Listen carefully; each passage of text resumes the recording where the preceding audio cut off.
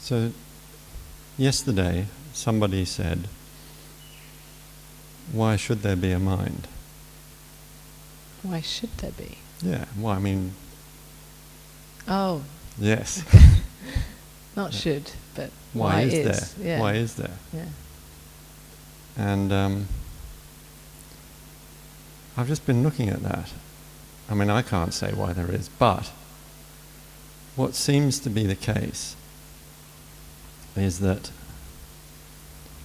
in reality everything is unfamiliar. In reality. There is no familiarity. No. And the familiarity, which is sort of like, well, familiar is my family, isn't it? Familiar is so that's my past. Everything that I identify with. You know, even extending out to the human family, whatever. Stuff. Yeah, everything. Yeah. But isn't the mind all about familiarity? The mind is saying, oh, I know that. Yeah. And I'm going to link that to that.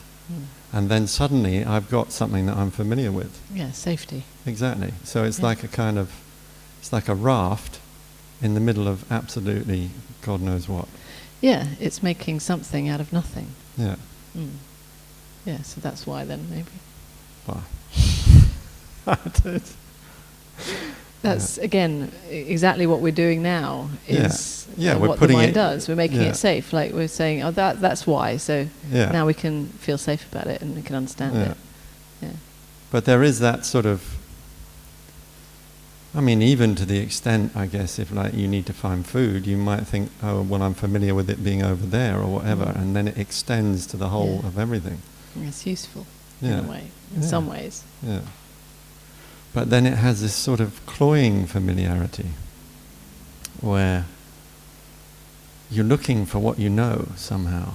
Yeah. As reassurance, as because there's bugger all else, really. Yeah. And we do that. I mean, you could say it's all a bit of a dream. Every time you look for, every time you say, oh, I know that this is a table, from previous moments of knowing that it was a table, that you could say that's a dream again. But the dream of looking for reality, looking for familiarity, is a kind of the dream of looking for safety. And it also has a kind of feeling mode to it. It's not just the thought. It's a whole sense of, I liked that, or whatever it is, somewhere in there it gives me my life. Does. Yeah. With all the subtleties and the flavors. Yeah. And it can be quite disturbing if that familiar thing suddenly appears radically differently, because I'm not because of the thing changing, which is what it has to do, it's because of my desire for the familiarity. Yeah, it seems that the mind thought hates change. Yeah. It's like that short-circuiting that we were talking about earlier, so familiar to do the same thing again and again, but that radical short-circuit is shocking. But then once it's done it once, it's already familiar. Right. You get familiar with unfamiliarity. Yeah. Or you create some new familiarity. Yeah. It's quite... Yeah. It's interesting to notice these things about how thought works. Then there's less of a kind of believing in it, more and more when you notice that that's what it does. So. But I'm actually seeing it right this moment, that it's the desire for familiarity sucks in the thought. It's almost like the thought is satisfying.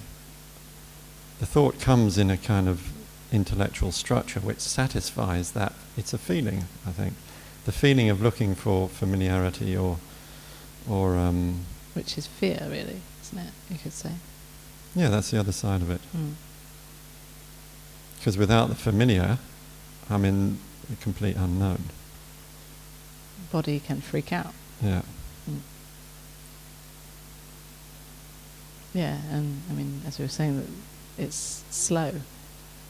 Body. Body, emotion, body, the whole thing is slow to catch up.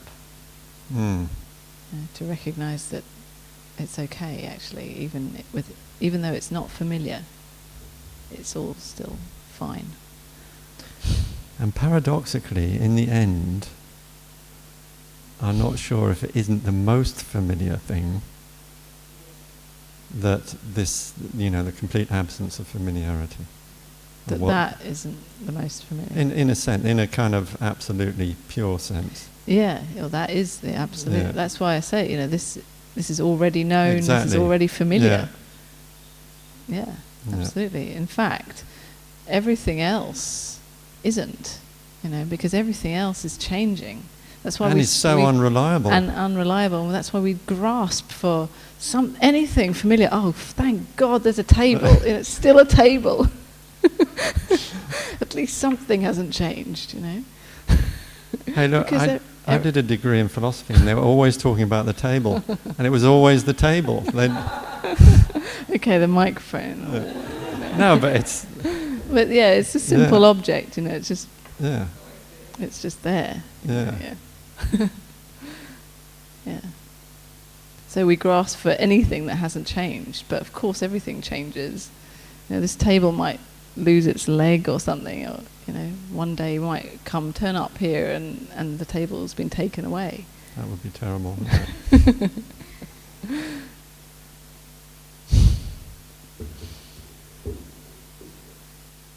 And that's the whole reflection thing, that we know that there is nothing familiar. We know that there is nothing at all, in fact.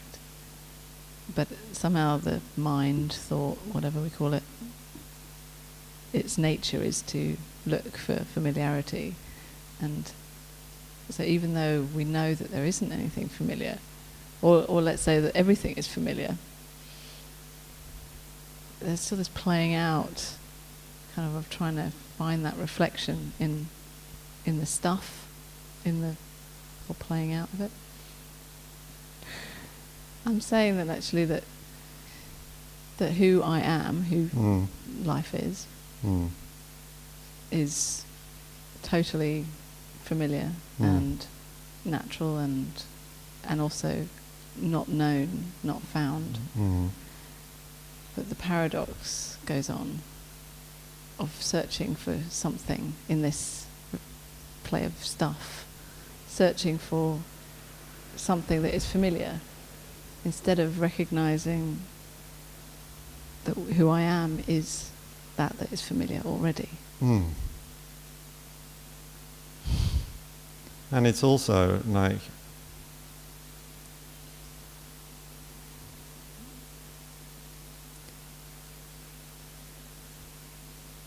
the strangeness of it is that supposing I look at somebody who maybe I don't know very well, and I actually see that they're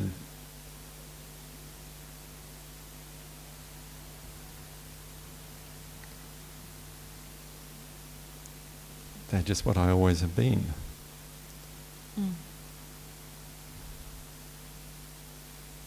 Yeah, familiar become, the unfamiliar becomes familiar. Yeah. Or is already.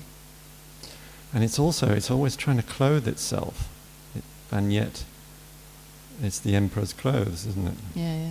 Yeah. Pretending. Playing. Playfully. And what a joy or relief to recognize that it's naked again. Yeah. And again, and again. Well, there's nothing in it.